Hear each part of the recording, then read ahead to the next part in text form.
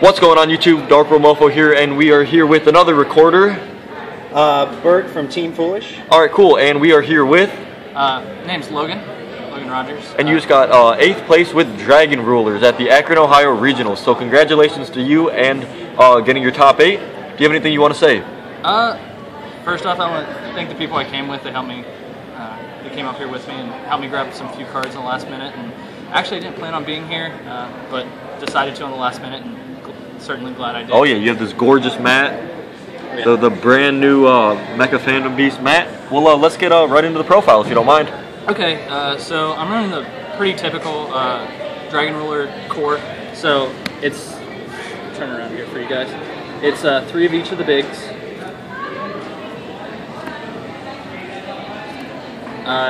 So obviously 12, and then 2 of each baby.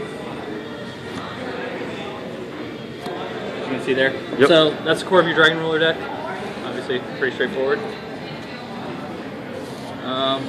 Outside of that, I run 2 Light and Darkness Dragons, 2 Eclipse Wyvern. Now it seems as if right when this build came out, the Lad build and the Wyvern build was really popular, but as people kind of tested more, they kind of found out that they didn't like it as much. Why did you still choose to play it? So the thing is, what I found is typically like a really strong meta deck can't deal with a rogue deck like Heroes or Evil Swarm was obviously a factor since they're a lot of stun. I was actually kind of afraid of Macro Rabbit kind of popping up again because of Mermail still kind of topping and what they were doing. And the thing is, like, answering Lad is kind of hard. And not to mention his effect kind of go off the big dragons. I always try to have Red Eyes Darkness Metal handy, at least engrave or something, because Lad just blowing up the field and then special summoning back is too good. Alright. Forcing your opponent to play around me is just cake. Makes sense. Alright, let's move on. Yeah, so obviously that and Red Eyes Darkness Metal. So these are your 3 targets for your Wyverns. And the big dagger. Why this guy? Why Mirage Dragon? Montage. Oh, Montage Dragon. Yeah. Okay, so essentially, when you play this deck, you don't have just a hand. Right. Your graveyard's your hand. They're one and the same. There's nothing really different about them. So with Montage Dragon, he actually doesn't activate on the hand. In the hand, he activates on the field. So a lot of people are citing in Mind Drains against you.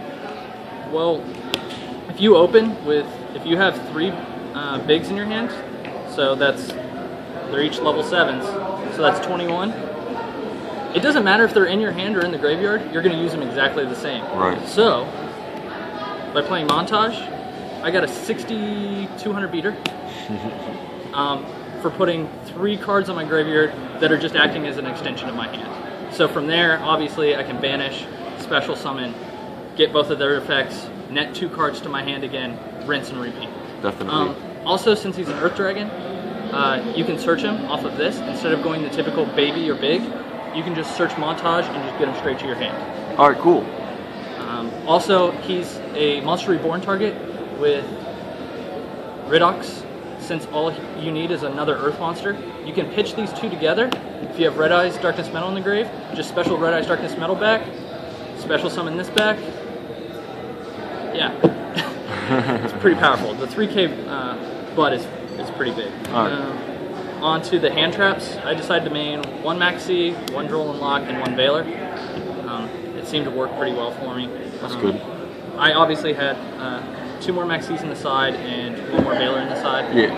And then I also mained 1 Breakthrough Skill. It works, especially the way it got around Lad, since Lad doesn't negate the banishment effect if it ever gets used against you. So, yeah, they can still negate Lad and go right along with their plays if they've already activated it. Alright, cool. Onto the spells. Ran 3 Gold Sarks. Just too easy to get a plus. Really note, if you do play this build in person, make sure you know what cards are Gold Sarked and the 2 standby phases. Because if you go into a long duel, you're going to get the cards back to your hand. Right. And if you miss the trigger, you're done. Play 2 Sacred Sword. Good card. Yeah, it's draw 2 and plus another. yeah, and get another one from your grave is just awesome. I only ran one Super Rejuvenation. So my thoughts with Super Rejuvenation, I did a little bit of research, and basically what I found with Super Rejuvenation is they're false pluses. So it may seem like you're drawing a bunch of cards, but really they're not doing anything. Like, unless you're hitting all of your Max Cs and your Veilers and everything like that to go against your opponent, this really doesn't do a whole lot, because typically you're playing off of your grave in your hand and just going in a very nice smooth cycle. Right. Now obviously you want to draw cards sometimes and it's good, but this is the true plus machine here. So Burial from a Different Dimension. So the graveyard's your hand, hand's your hand, the Banish Zone is the graveyard. It's very hard to get stuff from the Banish Zone back into your hand. Well, with Burial from a Different Dimension, it allows me to essentially put 3 cards from my graveyard into my hand and just go off again. Like I said, if I had 3 big dragons banished and I rip this off the top, I can have a Draco Sack with 2 tokens and destroy something on the field with 1 card.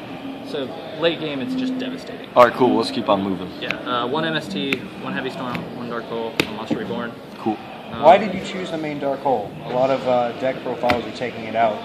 It's Dark Hole. I know, like a lot of the OCG's taking it out now because of Evil Swarm's Pandemic and Draco Sack just coming back next turn. We're not the OCG. I mean, it's a board wipe. I mean, it's a Wrath effect. We need them. That's just curious. Yeah. All right, cool. Let's speed through the extra deck. Biscayas, 1 Draco Sack, 1 Big Eye, 2 Gaia Chargers. Really key to pound through tokens. This can burn for 2,600 damage, especially if you're going really late game into a mirror match. If someone has tokens in defense, that 2,600 damage, even though in turns it may seem cheap, but it'll get you the win. So, 1 Lucky Straight, 1 Clean Dragon Gen, Black Ship, Lobal Chain, Abyss Dweller, Cowboy, Levier, 10 Tempo, Stardust, and Crimson Blader. Would you play more of these if you could, or if you had them? I would only play 1 more of each. Okay. Getting to 3 is just greedy and unnecessary. Actually, going into these is very risky. Unless you have a Veiler or something to back them up in hand. Because think about it, if you make a Big Eye, you're just opening yourself up for Mermails to make a Big Eye, steal your Big Eye, steal your other creature, and just beat your face. That's true. Same thing with the Draco Sack. They can just steal it, make 2 tokens, pop whatever they want. Right. So unless you have a backup plan, really making these all day, all you're doing is getting into just a big fight. Yeah. And typically it's not going to end well for you if you started the fight. It's usually the person who goes second responds. All right, cool. Let's do the side deck real quick. Yeah, side deck. Decided to side 1 Necroface just in case I came across a macro mill deck, just so I could shuffle everything back in and make him huge if I need to swing over something. Say someone like maining macro and Evil Swarm, you get really big. 1 Mind Crush. He's too good against Fire Fist. Anything that searches. Right. Even in a mirror match, obviously. I sided in. Just you flip it up and you call the 1 card that would hurt you the most. If not, I discarded a card into my graveyard that I'm going to use anyway because it's my hand. 2 Light Imps, 2 Shadow Imps. These should be standard in every single side deck. 1 Summon Limit, 1 Deck Lockdown, 1 DD Crow, 1 Veiler, 2 Maxis, 1 Skullmeister because of the Imperial Iron Wall. If you would want to side in a DD Crow, but you have a feeling they're siding in Imperial Iron Wall, side in Skullmeister instead. It basically will do the same thing with DD Crow, but with Skullmeister. I thought maybe a Rogue Fire King deck might come up and Skullmeistering under Imperial Iron Wall. And that's these babies. Space Cyclone. Rip away XYZ materials. Yeah, so you can just detach a material from an Exceed monster. So if they have an Ophion sitting there with 1 material, play Space Cyclone, and they can't chain Pandemic because it's not targeting Ophion, it's targeting the materials of Ophion. Well, that's awesome, man. Well, congratulations on your top 8. YouTube, make sure to like, comment, subscribe, and check out his channel. I'm going to have the link in the description below, guys. Thanks for watching. Dark Muffle out. Peace, guys.